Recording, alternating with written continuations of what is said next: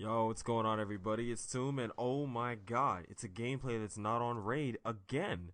See, I told you guys, you guys really don't understand how easy it is for me to get gameplay on Raid. The people I play against, I think I've got like a week's worth of Raid gameplay, but you guys are going to be watching an 80 and 9 on the map Overflow. I'm going to be using the Warthog, the Lodestar, and the VTOL warship. And I get a bunch of senseless deaths in this gameplay, and you guys will get a chance to see exactly what those are. And I was actually going to talk about that in this game, and raging and like deaths that you can't really help. Like, there's certain deaths in here. One is coming up right now, actually, where I'm pushing up in the back of the spawn. I know we got these guys spawn trapped, and I'm playing solo. I do play with colorblind assist on, but look at this kid. So I thought that I would be able to take him. I should have just run away from that gunfight, but look at what he had. He had a silenced LMG with the target finder and attack insertion. Now, you guys will see him 2 or 3 more times in this gameplay, and he kills me off of my streaks every time. Now, I could have helped that first death. I could have shot him. I could have pulled away. I shouldn't have gone back. I shouldn't have got greedy. But I felt as though that I'd be able to take that kid. And he had a better gun. He had a better sight, a cheaper sight, and a more bullshit weapon. But it's beside the point. The fact is, he's in a better position. I shouldn't have pushed that gunfight. I should have, sat back. I should have waited. I should have at least waited for my health to regenerate instead of popping around that corner and then giving myself another death that I really didn't need. And that's just one of them things. It's Call of Duty does that to you because you want to get that kill. You want to be like, oh my god, I'm gonna kill this kid. I'm gonna kill this kid. I'm gonna kill this kid because it's that vindictiveness. It's that Call of Duty preys on the revenge and the vindictiveness of the human, human behavior. I mean, like, if you get killed by somebody on a kill streak, you want payback.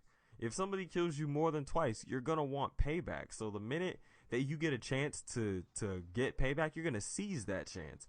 But see, the problem is with that's when somebody else can come in and kill you. And that's how people tend to get you off your game when you play COD. It's like, if somebody tries to kill you in this game and you're on a kill streak and they actually succeed, you get pissed. So you go try and hunt them down. You try and slay the enemy team, and you end up forgetting that you're here to win, but you're also here to get a good score line. That's what I try to do when I play Call of Duty. If I see that I can't get a good score line at the end of the gameplay, I decide to go for the W. Because the W is all that matters. If I can get both, then I go for both. And that's how you're supposed to play. You're not just solely supposed to play, it's like, oh, it's all about kills, it's all about this, it's all about this. No, you want to get the W.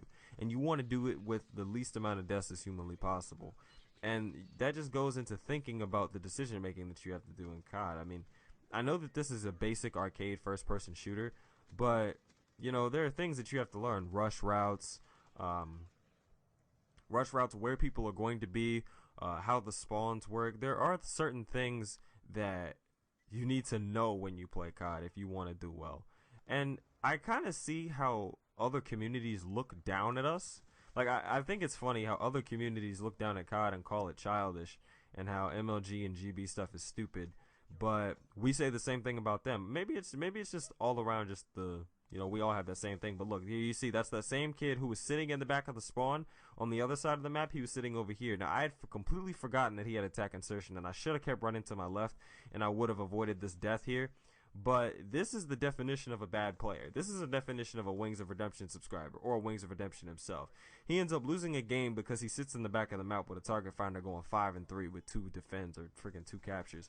And here again, I was on another streak. My teammate blocked the door, and look who kills me yet again. Still sitting in the back of the spawn, still camping. And he barely killed me. See, those are those deaths that you can't avoid. I couldn't have avoided that death. I wasn't even thinking about that kid again. And then he's like 9 and 3. I think he gets one more kill at the end of this gameplay. My point is, there are certain things you can avoid, and there are certain things that you can't avoid. But those 2 deaths, I could have. And here you see me coming back here to murder this kid, but he's just sitting in the corner. Bouncing Betty, attack insertion. It's such a joke, man. But look.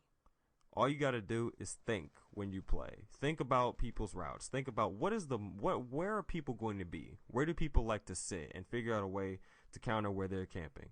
So I hope you guys enjoyed this commentary. I hope you enjoyed the gameplay. If you guys like my voice, if you guys like this gameplay, if you like my channel, go ahead and click that thing in the top right hand corner and go ahead and hit that subscribe button. If you want to see a previous video, Click that thing in the bottom right hand corner. Don't forget to follow me on Twitter. I'm Toom. I'm out. Peace.